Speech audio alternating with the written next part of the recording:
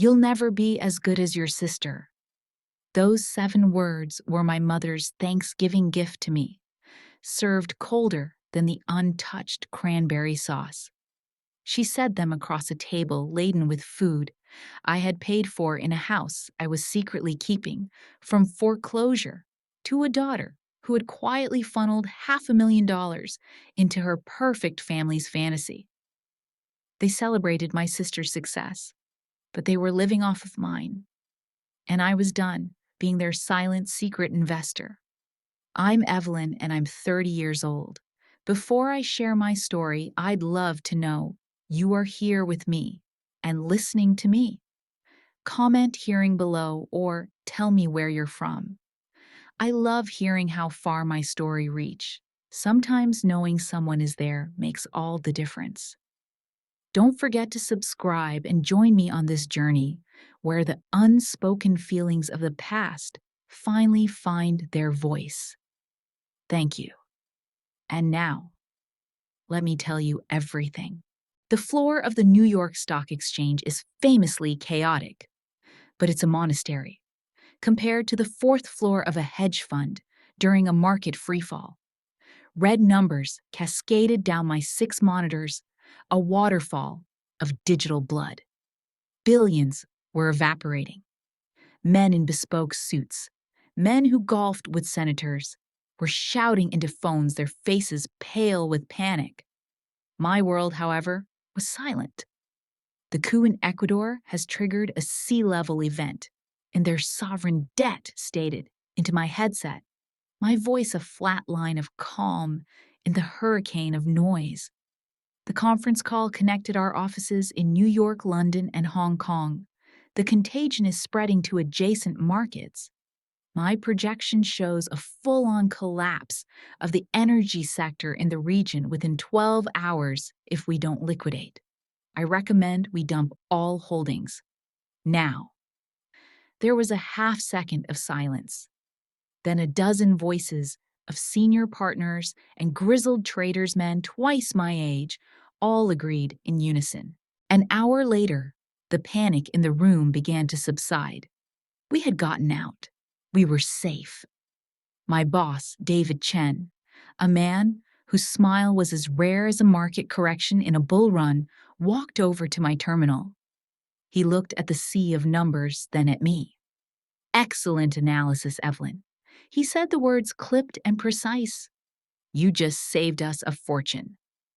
I gave a curt nod, the praise warming me for a fleeting moment before I turned back to the data. It was just another day. Later that afternoon, an email landed in my inbox. Subject, EOY Performance Review and Compensation. I clicked it open. The number in the bonus field had so many zeros it looked like a typo. A staggering, life-altering figure. A flicker of something dangerous sparked in my chest. Hope. I thought of my family. I pictured their faces not with the usual vague disappointment they reserved for me, but with shock, with awe. Maybe this time, I thought, letting the fantasy unspool. With a number like this, they'll finally understand. They'll finally see me. That evening, the fantasy dissolved under the harsh fluorescent lights of my minimalist Manhattan apartment. The city glittered below me, a galaxy of strangers. But inside, I felt a familiar loneliness. My phone buzzed, displaying the name that always made my shoulders tense. Mom! I answered, consciously softening my voice from the clipped authority of the office to the gentle deference of a daughter. Hi, Mom. Evelyn. She said, her voice bright and breezy. There was no, how are you? No, how was your day? There never was.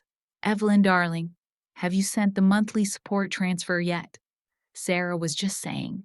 She needs a few new outfits for Paris Fashion Week, and you know how important appearances are. I stared out the window, the number from the email flashing in my mind. A fortune. My fortune. But in that moment, it felt like nothing more than the operating budget for my sister's closet. The hope that had sparked hours earlier was extinguished, leaving behind a cold, familiar ash. "I'll send it now, Mom," I said, my voice barely a whisper. The weekend dinner at my parents' house in Westchester was a weekly ritual of quiet submission. The house was lovely, a picture of suburban comfort I knew my monthly support single-handedly maintained. The warmth of the place always felt like a carefully constructed stage set. Serafina, my sister, arrived fashionably late, a whirlwind of perfume and silk. She was radiant, glowing with the kind of effortless success that seemed to follow her like a spotlight. "You will not believe who I had lunch with." She began dropping a designer handbag onto a chair. "The creative director for Chanel. He thinks my vision for the new fragrance campaign is revolutionary." My parents, Richard and Eleanor, were captivated. They hung on her every word, their faces lit with an adoration I hadn't seen directed at me since I won a third-grade spelling bee. She spun tales of glamorous parties, of being interviewed by Vogue, of a world so far removed from my own that it felt like a different dimension. Fueled by a reckless surge of courage, I saw a small opening and decided to take it. Speaking of success, I began, my voice feeling unnaturally loud in the room. "My work has been going really well this year. I just got my—" "That's wonderful, dear." My father cut in his eyes already, drifting back to his favored child. His dismissal wasn't cruel. It was something worse, completely indifferent. He turned to my sister. "Now, Sarah, what did you tell the editor from Vogue about your brand philosophy?" I shrank back into my chair, my news dying on my lips. I was invisible, a ghost at the table whose only tangible presence was the bank transfers that appeared in their account on the first of every month. Later, as I was helping clear the dishes, my mother cornered me and Sarah in the kitchen. She took both our hands, her face a mask of sincere emotion. "Sarah has so many incredible things happening," she said, her voice thick with feeling. I think we should all take a special family trip to celebrate, a real trip to connect with each other." My heart, against all better judgment, leaped. A family trip, a real one, with me included. The idea was so foreign, so intoxicating, that it erased the sting of the dinner. "That would be amazing, Mom," I said, my voice earnest. "I can arrange for the time off." My mother beamed a genuine happy smile. "Wonderful," she said, squeezing my hand. For the first time in years, I allowed myself to feel a part of my own family. I went home that night and blamed myself for my cynicism, for my sensitivity.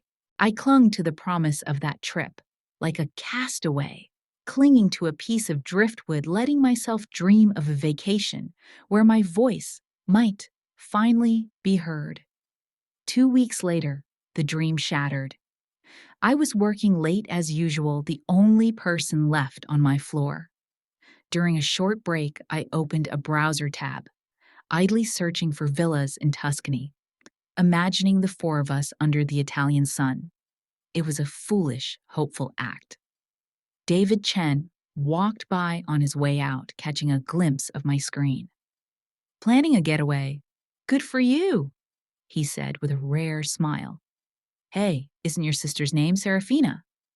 I just saw her on the Forbes homepage. The face is shaping luxury fashion. Looks like she's in Paris right now." The air left my lungs. My hands felt cold, clumsy.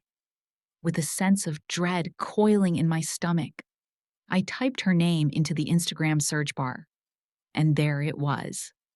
A flood of professional-grade photos. Serafina posing flawlessly in front of the Eiffel Tower. Serafina laughing with my parents at a chic Parisian bistro, champagne flutes in hand. A perfect family portrait set against the romantic backdrop of the Seine. The caption posted by Sarah read, "Making the best family memories in the city of lights.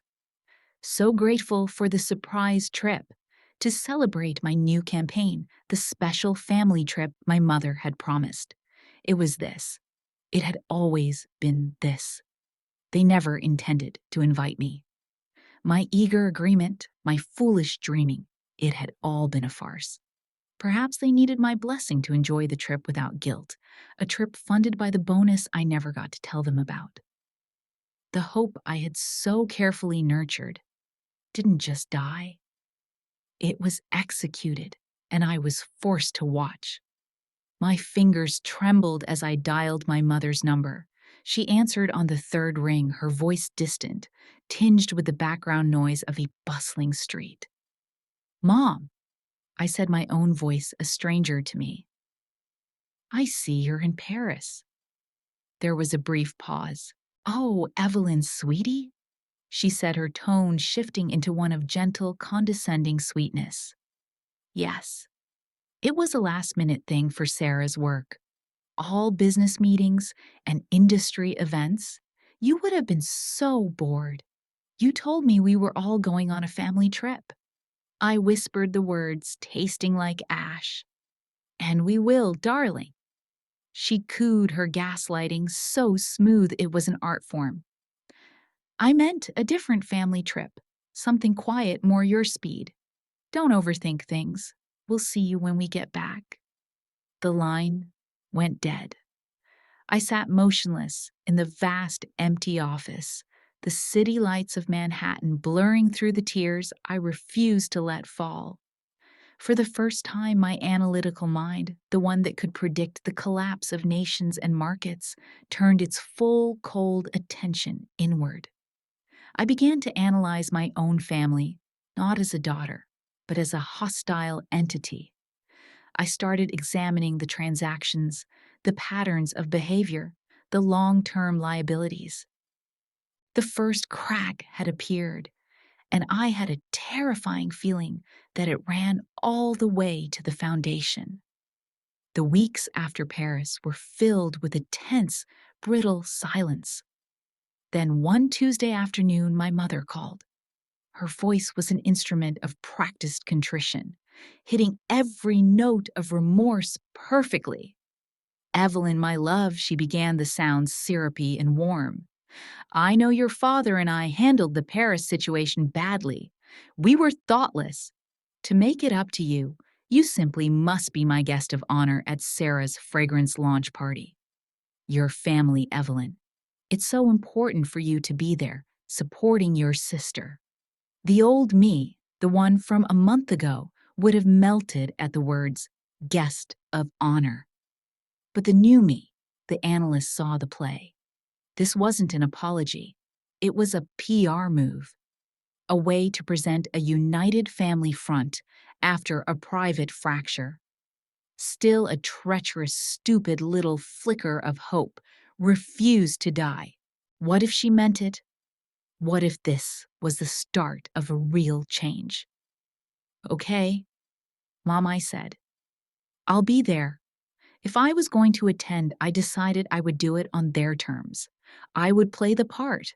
That weekend, I went to Bergdorf's and bought a dress that cost more than my first car, a severe, elegant Tom Ford sheath in midnight blue. It was a suit of armor disguised as couture.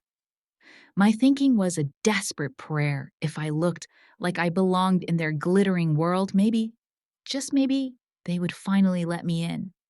The party was held at a rooftop bar in the meatpacking district, a jewel box suspended in the night sky overlooking the Hudson. The air buzzed with the chatter of the city's elite fashion editors, designers, venture capitalists, and people who were simply famous for being famous. Dressed in my armor, I felt a fragile confidence I hadn't expected. My mother spotted me and glided over, planting air kisses on both my cheeks. She scanned my dress, a flicker of something unreadable in her eyes. "Oh, that's a lovely dress, dear." She commented, her approval feeling like a provisional pass. A bit serious for this crowd, but nice. A paper cut. I ignored it.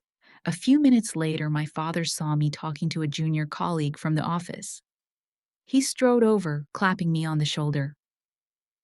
"Ah, here she is," he boomed to his acquaintance, a silver-haired man I recognized from the board of a major retailer. "This is my older daughter, Evelyn.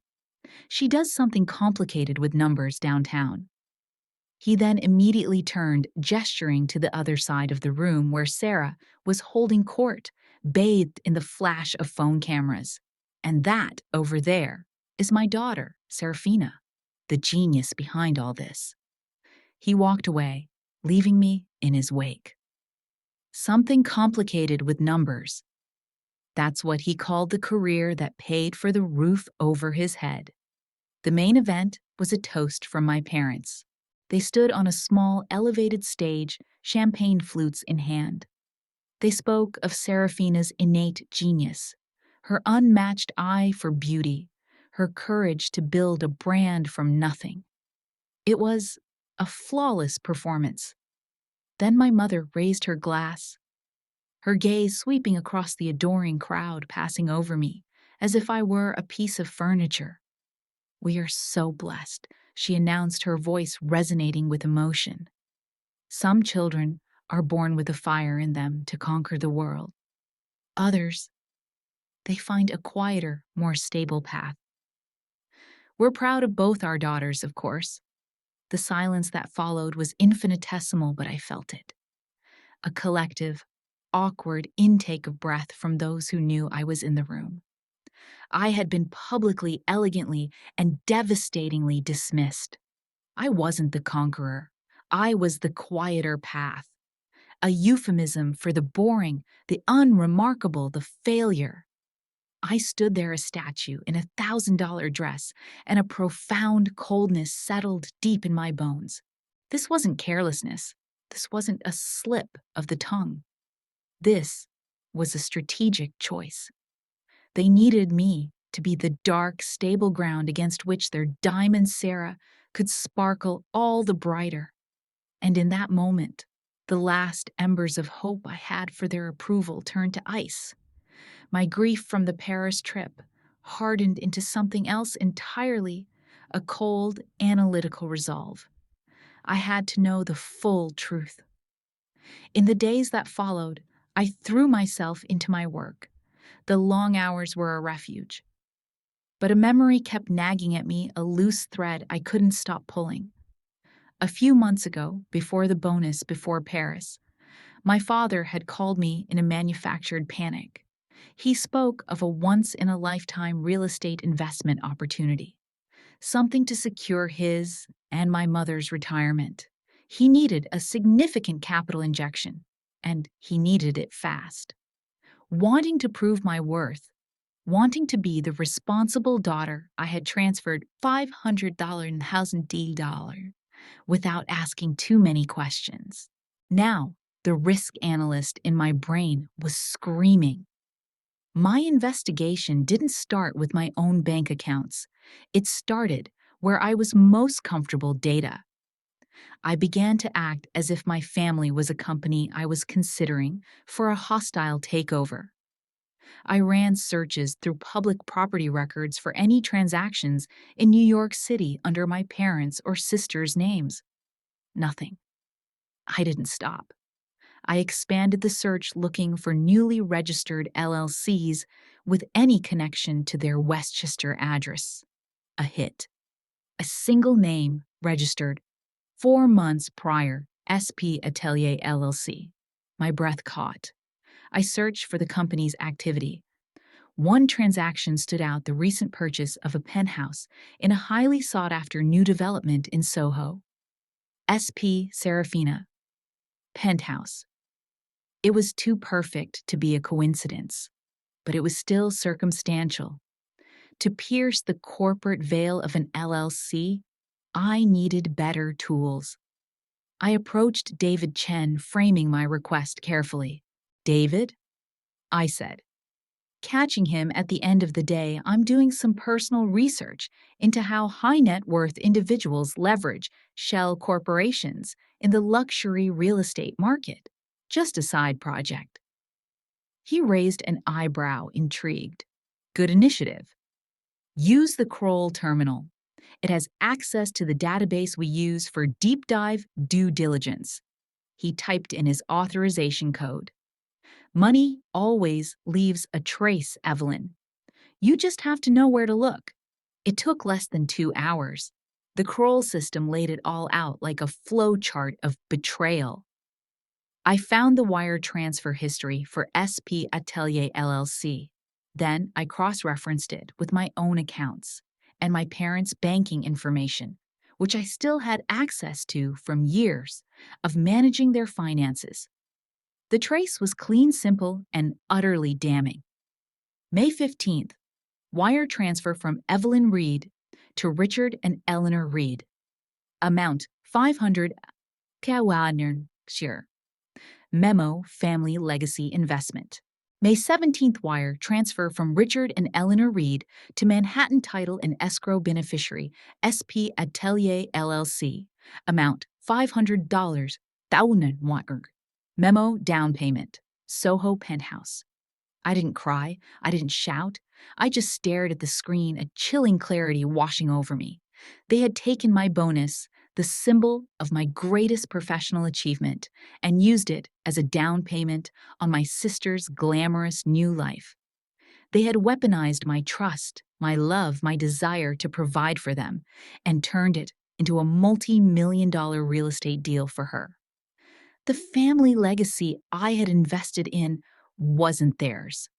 It was Serafina's. The rage that filled me wasn't hot and explosive. It was cold, dense, and heavy as a block of granite. I methodically saved every document, every transaction record, every deed, creating a digital and physical dossier. My weapons. A few weeks before Thanksgiving, my phone rang with a call from a giddy, breathless Serafina. "Eve, oh my God, you're the first person I'm telling. I'm engaged." Her fiancé was some tech millionaire she'd been dating for 6 months. The wedding, she gushed, would be next summer at the Hamptons. It would be the event of the season. I offered a hollow congratulations. The next day, my parents summoned me to an urgent family financial meeting. They sat me down at the dining room table, their faces grave and serious. They began by flattering me. "Evelyn, you're the smartest person we know when it comes to finance my father started. We need your expert guidance on a sensitive matter." I weighted my face an impassive mask. I knew this was another play, another angle. Sarah's fiancé's family? Well, they're incredibly wealthy. My mother continued, leaning forward conspiratorially. "We cannot look like poor relations at this wedding. It's a matter of family pride." Here it comes, I thought. "We need to secure a line of credit to contribute appropriately," my father said, getting to the point. "A significant one. And frankly, Evelyn, with your income and your assets, your signature is the only way the bank will approve a loan of this size. It's just a formality, of course, to show that our family has standing." I stared at them. They wanted me to co-sign, to risk my entire financial future, to legally guarantee a multi-million-dollar loan for a wedding for the sister who was living in a penthouse I paid for. It was the most audacious, most profoundly insulting request they had ever made. The old Evelyn would have argued, cried, or caved. But the new Evelyn, the analyst who had seen the data, simply looked at them. For the first time, I saw them not as parents, but as a high-risk, non-performing asset with a history of fraud. A long silence stretched. They mistook my stillness for consideration. Finally, I spoke my voice even and devoid of all emotion. This is a significant financial decision, I said. It requires careful deliberation. Why don't we table this discussion until Thanksgiving? The whole family will be together. We can sit down then and get perfect clarity on everyone's contributions to this family. They beamed, relieved and triumphant, completely missing the steel in my voice, the chilling double meaning of my words. Wonderful idea, Evelyn, my father said, patting my hand. A Thanksgiving discussion? Perfect. The stage was set, and the main event was just 2 weeks away. Thanksgiving arrived lacquered in the kind of warmth you can only buy. The Westchester house glowed garlands tucked along the banister, a forest of tapered candles, a turkey gleaming under a buttered sheen, cinnamon, nutmeg, and performance. I parked at the curb like a vendor delivering goods, balanced the corked neck of a rare Barolo in my palm, and rang the bell at exactly 5. Eleanor opened the door dressed like a hostess on the cover of a lifestyle magazine, Cashmere Pearls, the soft, focused smile that said, "You're in my world now."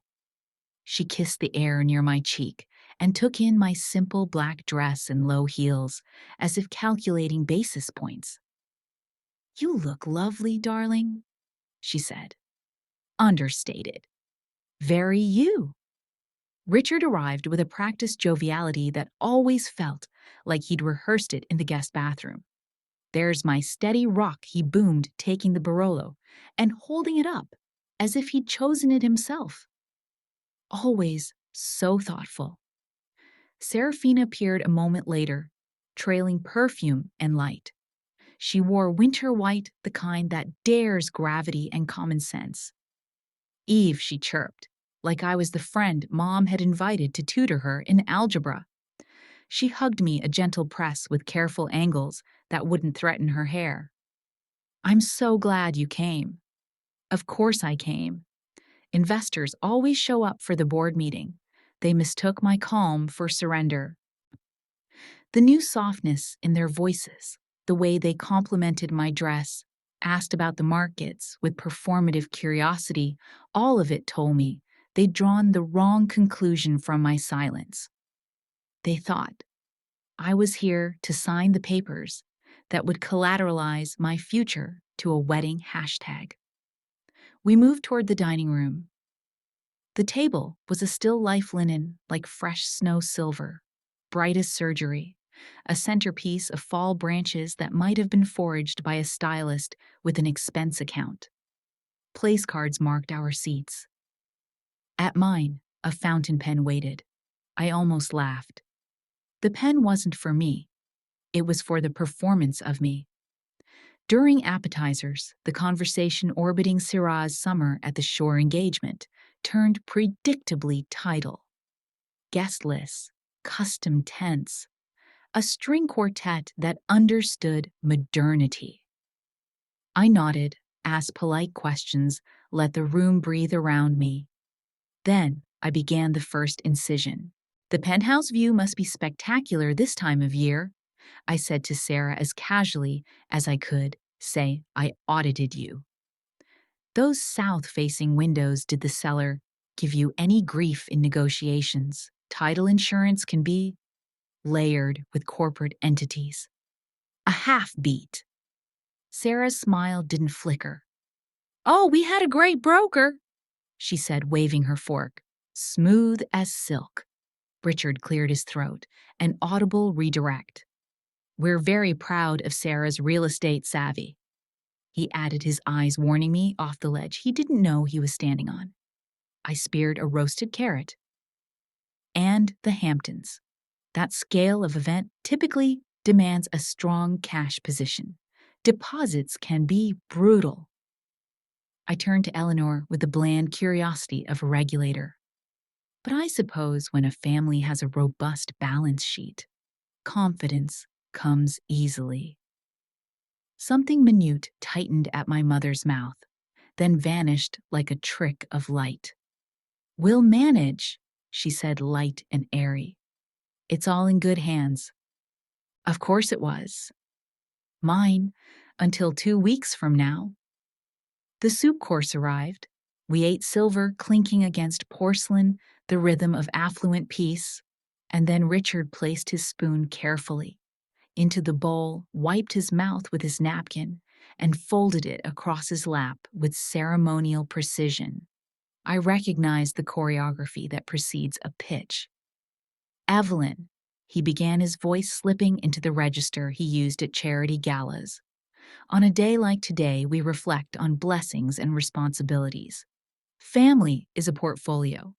Some assets are mature, some are high growth, and some need nurturing to realize their potential." He smiled, pleased with the metaphor. I took a sip of water. "So I wouldn't say your high growth asset is leveraged to fraud. It falls to those of us with steadier footing." He continued to support the ventures with the most promise. "That's how a family thrives." Eleanor picked up the baton seamlessly. If my father was the prospectus, my mother was the glossy brochure. "Your sister is building an empire," she said, her gaze settling on me with a softness that felt like velvet over steel. "Vision like hers is rare. It deserves to be resourced."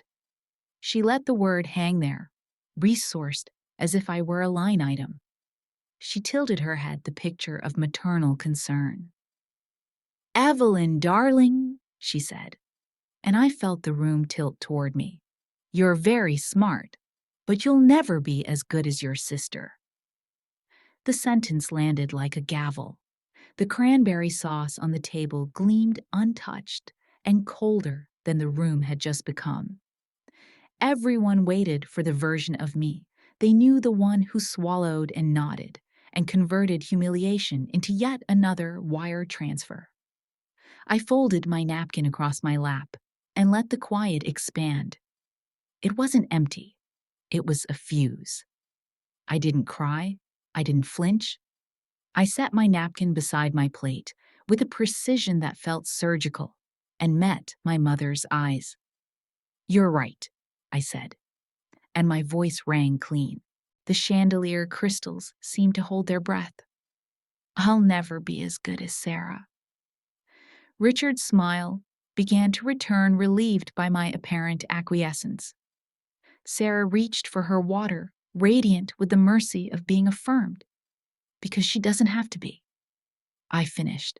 "She has me." Silence snapped tight. The only sound was the faraway tick of the grandfather clock and the tiny, perfect crack as Eleanor's veneer fissured. I slid my chair back and reached for my bag-structured leather clasp, heavy and certain. From it I drew a leather-bound folio and set it on the tablecloth, like a notary placing a will between heirs. "We're so fond of talking about contributions," I said lightly. "Let's reconcile the ledger." Richard laughed a note too loud. "Evelyn, this is a holiday, and you've made a career out of turning me into one," I replied. I opened the folio. A stack of documents lay inside, tabbed in neat colors. Evidence doesn't raise its voice. It repeats itself. "Exhibit A," I said, and slid the first sheet to the center. A printed ledger with 5 years of monthly transfers, dates, amounts, memos. "Household support," I narrated. "Utilities, property tax, shortfalls, insurance, groceries. Total to date, $150,000. That bought a lot of warmth, didn't it?" Eleanor's hand drifted toward the page as if proximity could blur the ink. "We never asked. You never had to," I said. "Exhibit B, airline itineraries. Hotel folios stamped with Parisian letterheads. The work trip I said to Sarah, not unkindly. Champagne at Hotel Costen. 2 rooms at the Cheval Blanc, booked 48 hours after my bonus hit. Paid from my Amex." I looked at Eleanor. "You're right. I would have been bored." Richard pushed his chair back, scraping wood on wood. That's enough, he said, his voice rising. This is invasive. It's grotesque. You have no right, Exhibit C, I said softly, and laid down the triad a copy of a deed for a Soho penthouse listing SP Atelier LLC as owner. The state filing for that LLC tied to their Westchester address, and 2 wire confirmations. One from me to my parents for $500,000. Memo family legacy investment dated May 15th. The next, from my parents to Manhattan, title and escrow for the benefit of SP. Atelier LLC, $500,000 memo, down payment Soho. Penthouse dated May 17th. I circled the amounts and dates with a pen. The numbers gleamed like little knives. Soraya went paper white. What? What is this? She whispered, looking between the pages and our parents like a child at the wrong end of a magic trick. You told me it was from the family fund. You said you liquidated. There is no family fund, I said. There's my income. There's my bonus. There's my gullibility. Richard's face mottled a dark, dangerous red. You have violated our privacy, he spat. You have hacked. I managed your logins for years, I said. You asked me to. Remember, I was the boring, stable one. Good with numbers downtown. I angled my head. I don't need to hack what you hand me. Eleanor's eyes filled on command, Wells summoning tears like equity summons capital. How could you do this to us, Evelyn? She said, voice breaking, with practiced grace. After everything we've done for you, what you've done for me, I said, standing. The air in the room thinned, high-altitude honest. You took the proof of my professional worth, laundered it through your accounts, and converted it into an address for your favorite child. You built a narrative where I was the disappointment, while you spent the dividends of that disappointment on a down payment. I looked at Sarah, whose lip trembled, her gloss catching the candlelight. And you little sister, you didn't ask where the money came from because it felt too good to question. I didn't know, she said, and it was so small I almost believed her. I swear, Eve, I didn't. I held up a hand. Mercy, but with terms. I'm not here to punish you. I'm here to reset the terms. Richard slammed his palm onto the table so hard the flatware jumped. You will not speak to us this way in our home. Our home. The mortgage I had kept current with transfers disguised as gifts. I felt a laugh rise and crushed it. My answer is no, I said, and with each word, something inside me unclenched. I will not cosign. I will not guarantee. I will not underwrite a wedding to impress strangers at the cost of my solvency. I slid the final page across the table, the simplest document of all.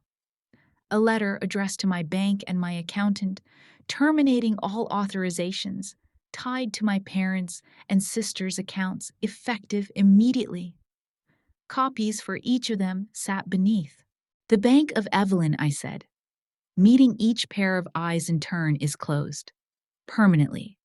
For a beat, nobody moved.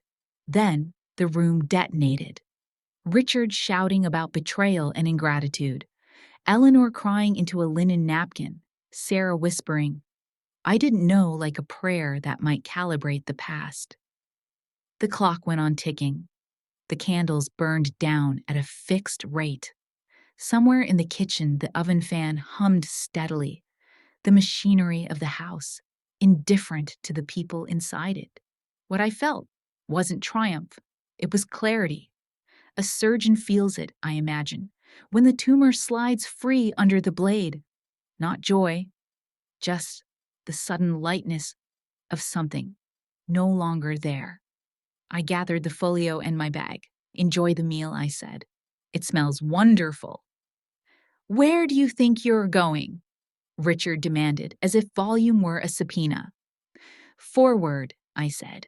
I left them in their curated dining room voices, overlapping anger, denial, Sarah's fractured pleas, until the sound collapsed into a single, indistinct roar.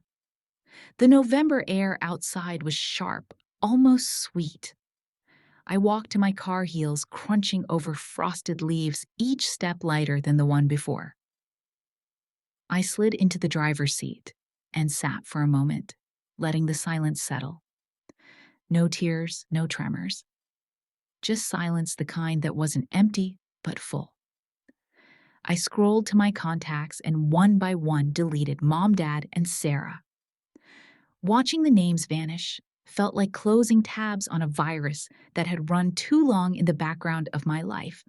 For the first time, solitude didn't sting. It soothed. 6 months later, London. The skyline glittered outside the window of a Mayfair restaurant, where I sat across from David Chen. We toasted with Sancerre, the kind of wine we once reserved for celebrating million-dollar trades. Now it was just Tuesday. Head of European operations, he said, raising his glass. Not bad for the quiet one. I smiled.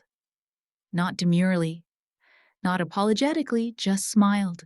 I felt the weight of a continent's worth of decisions at my fingertips, and none of them required parental approval. News traveled across oceans in small, bitter headlines. Westchester Estate listed for immediate sale. Luxury wedding of influencer Serafina, canceled amid rumors. The photos told their own story, my parents stepping out of a county courthouse, faces pale and drawn, Sarah's curated smile cracking under paparazzi flash. Their empire of smoke and mirrors had collapsed the moment I stopped underwriting the illusion. I didn't gloat. The market had simply corrected itself. One evening, my phone buzzed with a voicemail notification. The number was familiar, though stripped of its contact name. I pressed play. Eve Saray's voice broke like glass. "I'm sorry. I didn't know." I swear I didn't. I thought it was real. I thought they were building it for me, not with your... A hiccup. "I'm sorry. I don't expect forgiveness. I wish I'd seen it sooner." Her words dissolved into sobs, then silence. I sat with the phone in my hand. For a flicker of a second, compassion tugged at me. But compassion isn't the same as obligation. I didn't reply. Not because I hated her, but because the chapter was closed. I set the phone down. Minutes later, it buzzed again. A message from a friend I'd made here inviting me to a concert at Royal Albert Hall. I smiled. A real smile, unburdened. Of course, I typed back. As I stepped into the London night, the city alive around me, I felt it the dawn after a long, ruthless winter. I wasn't a daughter defined by neglect or a sister eclipsed by favoritism. I wasn't a benefactor to a collapsing house. I was Evelyn, and I was finally irrevocably free. In the end, I learned that storms don't define us. How we rise after them does. Strength isn't about never breaking. It's about choosing to rebuild with clearer eyes and steadier hands. Sometimes, the most powerful thing you can do is close one door and walk forward through another, carrying only yourself. That's all I have for now. Thank you for staying with me through this story. If you've ever felt family as both shelter and wound, if you've stood between leaving and holding on, or if you simply understand even without living it yourself, just comment, yes. Sometimes listening, sharing, or just being here is the first step toward healing. I'll be here, we'll be here, and maybe in this space, our stories can finally rest. Until next time, take care of yourself. Healing takes time, but you don't have to do it alone.